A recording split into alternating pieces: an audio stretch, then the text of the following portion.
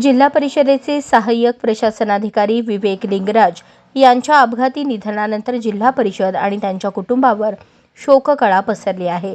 लिंगराज परिवाराचे विविध स्तरातून सांत्वन होत आहे. जिल्हा परिषदेचे माजी अध्यक्ष तथा माजी आमदार संजय मामा शिंदे यांनी गुरुवारी लष्कर परिसरातील लिंगराज यांच्या निवासस्थानी जाऊन त्यांच्या कुटुंबियांचे सांत्वन केले. लिंगराज यांच्या कुटुंबियांना धीर देत मी कायम तुमच्या पाठीशी राहीन अशी ग्वाही दिली. माढा पंचायत समितीचा मी सभापती झाल्यापासून माझी आणि विवेक लिंगराज यांची ओळख आहे. त्यानंतर जिल्हा परिषदेमध्ये उपाध्यक्ष आणि अध्यक्ष झाल्यानंतर लिंगराज यांचे काम पाहिले आहे. पदाधिकारी, प्रशासन आणि कर्मचारी यांची सांगड घालून काम करणारा जिल्हा परिषदेचा कामगार नेता म्हणून लिंगराज यांची ओळख होती.